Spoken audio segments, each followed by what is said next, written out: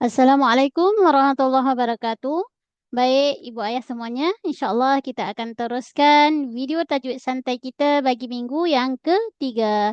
InsyaAllah kali ini kita akan sambung daripada surah Al-Baqarah bagian yang ketiga ayat 145 insyaAllah.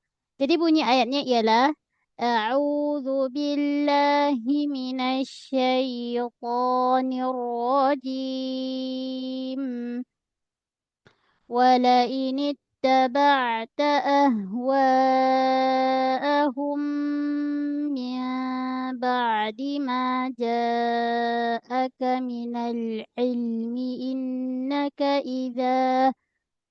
إنك إذا لمن الظالمين. Okey, first kali huruf waw. Wa. Muncul mulut baik-baik pada makhraj waw. Wa. Wa. Kemudian wala. Wala ini ta. Hamzah wasal. Tengah-tengah tidak dibaca. Terus kita tahan suara pada ta. Okey, pada ta mesti tahan suara. Kita hold sekejap. Wala ini ta. Jangan mengalir. Jangan wala ini ta. Tak nak. Wala ini ta. Kemudian ta bersifat dengan tertahan suara. Taba'ta pada ain. Kita lama sikit. Aliran suara dia kita sebut dengan tawassut. Ba'ta. Ba'ta. Alih tahan. Ba'. Jangan terus kita baca ba'ta. Itu jadi melantun. Okey. Tak nak melantun pada ain. Selama sikit.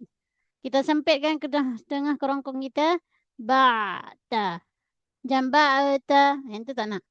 Wala ini اتبعت أهواءهم. Pada ha bulat alif suara. Ha pangkal kerongkong. Ahwa'a. Okey, pada waw tu dibaca dengan kadar 4 ataupun 5 harakat. Selalunya biasanya kita ambil 4 lah pada mat wajib. Okey. Ahwa'ahum min ba'di. Okey, mim bertemu dengan mim. Kat sini berlaku hukum idgham syafawi. Ataupun boleh disebut juga idgham mislain. Dua huruf yang sama. Cuma lebih spesifik kita sebut idgham syafawi. Mim dengan mim. Ahum ya ba'di. Kalau nun bertemu dengan mim berlaku hukum iklab. Boleh baca dengan dua cara iaitu renggang. Ataupun disebut dengan furjah. Ataupun rapat. Rapat ingat. Ringan, tidak mengetam. Okey, saya baca yang pertama dengan rapat. Okey, mim ba'di. Kedua dengan renggang. Mim ba'di ma ja'aka. Okey, pada huruf jim, jaga-jaga jangan berangin. Okey, jangan bunyi ja. Okey, so pada jim tengah lidah dengan langit tengah. Ja'aka. Dibaca dengan 4 ataupun 5 sama dengan atas tadi. Minal ilmi innaka. Okey, pada lam, lama sikit sentuhan pada lam. Tepi ujung lidah ni, okey, menyentuh gusi gigi atas. Minal, nal. Jangan terlepas, jangan minal. Itu jadi melantun. Tak nak tawallud. Tawallud macam beranak, melantun lah. So pada lam jangan melantun. Minal. Nal. Mengalir sedikit sahaja. Minal ilmi innaka. Pada nun sadu. Nun sadu gunnah dia gunnah akmal. Sama dengan mim sadu gunnah akmal. Dengung 2 harakat. Lama sikit. Dengung dia suara naik ke hidung.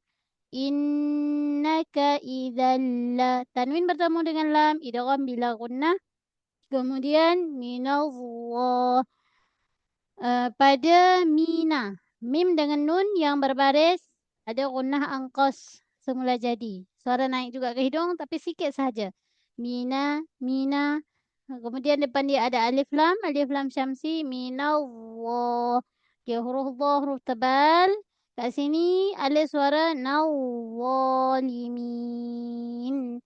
So pada Allah, ujung lidah kita keluar sedikit menyentuh ujung gigi kacip bahagian atas. Minawwali. Okey, kepung suara. Kemudian pada huruf mim baca 2, 4, 6. Selalunya kita ambil 4 untuk ma'arid. Pada ujung tu satu kali gunnah nun. Zalimin. So nun bunyi en satu.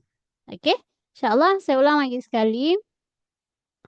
ولئن اتبعت أهواءهم من بعد ما جاءك من العلم إنك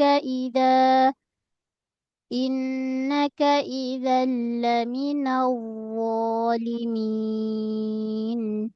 Okey, Alhamdulillah, Barakallahu fikum. InsyaAllah jumpa lagi pada sesi video tajuk santai ayat seterusnya. Barakallahu fikum.